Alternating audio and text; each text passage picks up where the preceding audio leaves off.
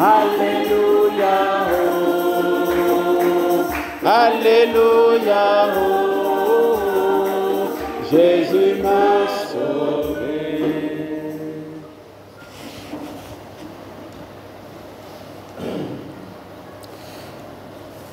C'est un évangile que nous connaissons presque par cœur.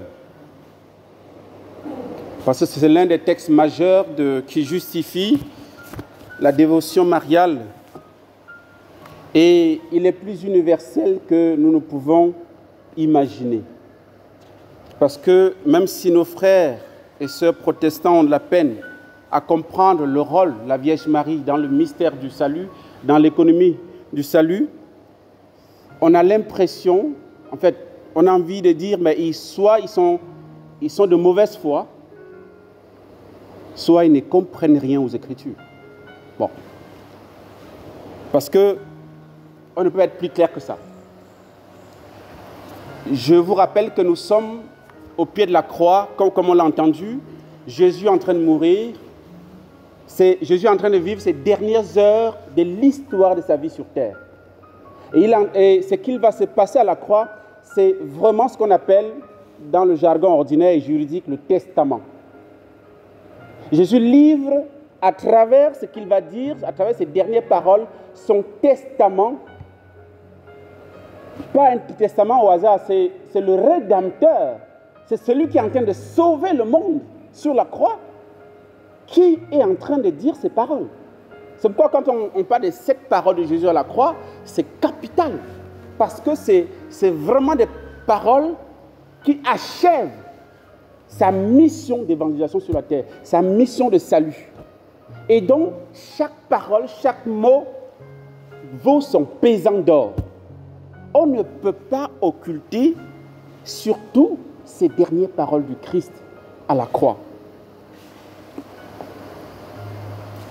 Quand on fait le tableau,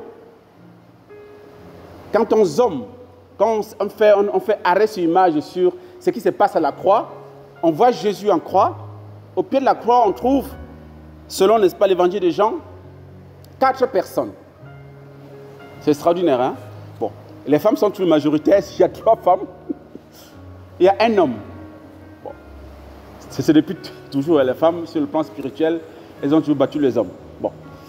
Et aussi, sur les 3 femmes, toutes les 3 portent un nom. Et le même nom, Marie.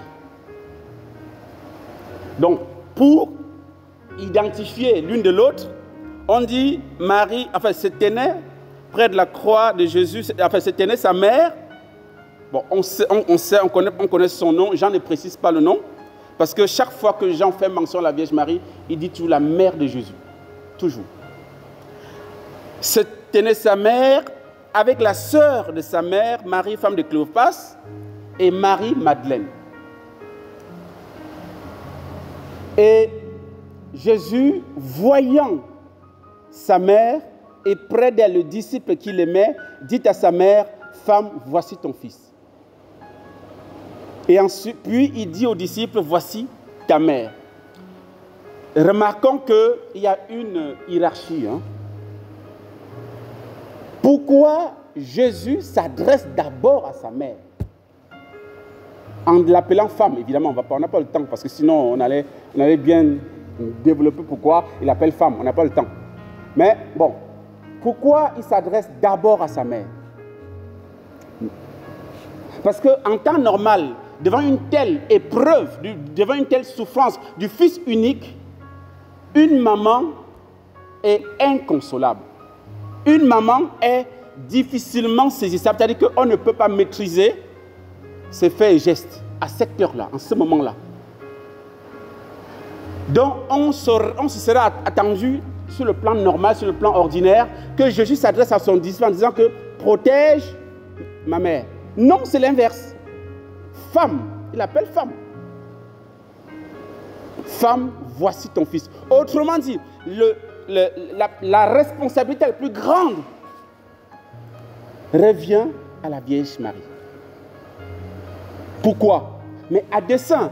Parce que Jésus sur la croix voit une femme forte, voit une femme peu ordinaire. Elle n'est pas par terre. Elle n'est pas enroulée, n'est-ce pas, dans la boue, dans la poussière, parce qu'on tue son fils unique qui, en plus, n'a rien fait. Jésus voit en cette femme qui est debout au pied de la croix, celle sur qui il peut s'appuyer pour plutôt protéger ses disciples et non l'inverse. C'est Marie qui est capable d'être la protectrice, la mère des disciples du Christ qui est en train de mourir sur la croix. C'est pourquoi il s'adresse d'abord à elle. Elle qui devrait être éplorée, inconsolable. C'est à elle que Jésus dit, toi, occupe-toi de ce disciple parce qu'il devient désormais ton fils. Pourquoi Jésus s'adresse à Jean en l'appelant, en lui demandant d'être le fils de Marie? Je vous rappelle que dans l'évangile de Jean, il n'y a pas de terme apôtre. Ceux qui suivent Jésus, que ce soit les apôtres eux-mêmes, que ce soit les disciples en général, tous, ils les appellent disciples. Dans l'évangile de Jean, c'est comme ça. Et donc, pourquoi, j'essaie de comprendre, mais pourquoi il s'adresse à Jean seul, alors qu'il y a même Madeleine qui est là. Il y a l'autre Marie, sa tante, qui est là. Pourquoi il s'adresse uniquement à Jean? Pourquoi? Mais parce que, et c'est là où il faudrait qu'on comprenne que la maternité spirituelle de Marie est à deux niveaux ici. Il s'adresse à Jean parce qu'il est apôtre. Il est apôtre et donc il est comme le représentant des autres apôtres, premièrement. Donc quand il demande à Jean d'être l'enfant de Marie, quand il demande à Marie d'exercer sa maternité spirituelle sur Jean, c'est pour dire tu deviens la mère des apôtres qui sont au fondement de l'Église. Apocalypse 21, 14, je crois. Les apôtres sont au fondement de l'Église.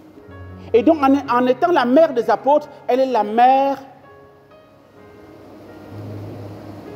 des fondations de l'Église, des apôtres. Et en même temps de l'Église, évidemment. C'est pourquoi il s'adresse à Jean et non à Marie-Madeleine. C'est pourquoi il s'adresse à Jean et non à Marie-Madeleine. Et donc, ça c'est le premier niveau pour montrer que Marie est vraiment, c'est pourquoi elle est aussi considérée comme la reine des apôtres, à juste titre. Deuxièmement, qui est celui à qui Jésus donne Marie pour mère? Vous avez suivi l'évangile, non? C'est qui? Comment il s'appelle?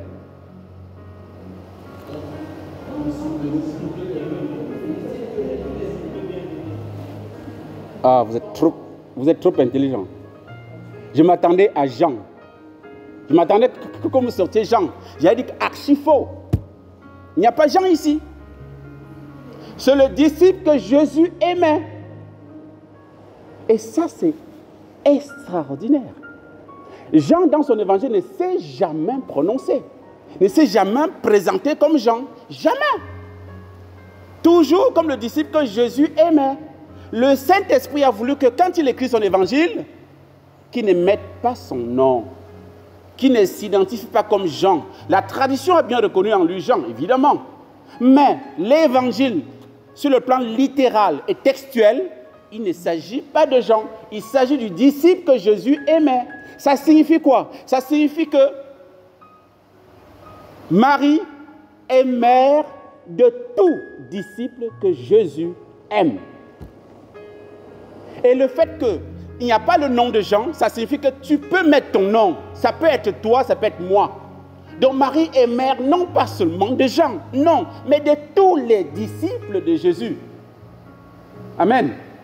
Et là, c'est la totale. C'est là la maternité, le mystère, la révélation de la maternité spirituelle, ecclésiale de la Vierge Marie. Même un protestant ne peut pas se départir de ça. Il appartient, il devient, dès qu'il devient chrétien, il devient l'enfant de Marie. Il faut le leur dire. Si on lit la même écriture, évidemment. Ils n'ont même pas le choix. Je suis désolé de leur dire ça. Ils n'ont pas le choix. C'est Jésus qui parle. Et il s'adresse à son disciple, au disciple qu'il aime. Et puisque tous les chrétiens sont les disciples de Jésus, dont Jésus aime, donc, leur mère, c'est Marie. Trouvez l'erreur, il n'y en a pas.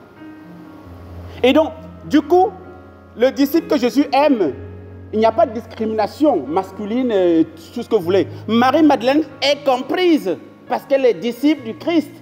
Elle est aimée du Seigneur. Et donc, elle devient aussi la fille de Marie.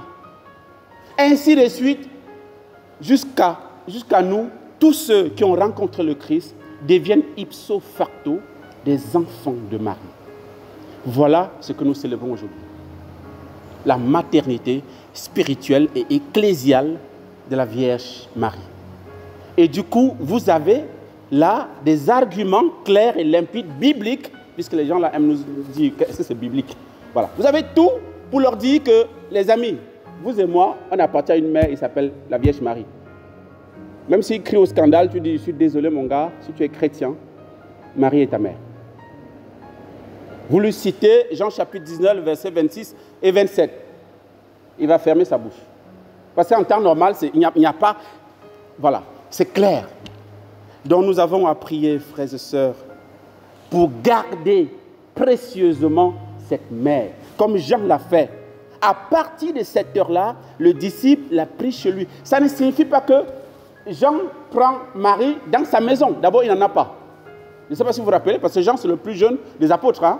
Et quand on l'appelle, il est avec papa. Il pêche avec son frère Jacques. Il n'a pas de maison, il vit avec son père. Jésus les appelle, ils quittent les parents, ils suivent Jésus. Donc, Jean n'a pas de maison. Depuis que Jésus l'a appelé, les gars sont itinérants, ils vont à droite, ils vont à gauche et tout ça. Bon, la preuve, c'est que là, il se retrouve au Cénacle après. Au Cénacle, c'est la maison de qui? Ce n'est pas la maison de Jean. Hein? Donc, jusqu'à la Pentecôte, tout ça. Donc, Jean n'a pas de maison. Donc, quand on dit Jean le prend chez lui, ce n'est pas dans une maison matérielle, c'est dans son cœur. C'est dans toutes les dimensions de sa vie. Toutes les dimensions de sa vie doivent appartenir désormais à cette mère qui s'appelle la Vierge Marie. Et Jean est le premier à nous dire que nous devons nous consacrer à Marie. Consacrer nos vies à Marie. Parce que c'est comme ça, prendre chez lui, c'est consacrer à elle. Et la consécration à Marie est la réponse favorable, notre réponse filiale à la parole du Christ. Désormais, votre maman se marie. Amen. Demandons la grâce au Seigneur de demeurer dans cet amour de la Vierge Marie. Dans cette appartenance fidèle à la Vierge Marie, que rien ne puisse jamais nous en détourner. Nous avons choisi le gros lot en aimant la Vierge Marie, en la priant tous les jours. Que le Seigneur vous bénisse au nom du Père et du Fils et du Saint-Esprit.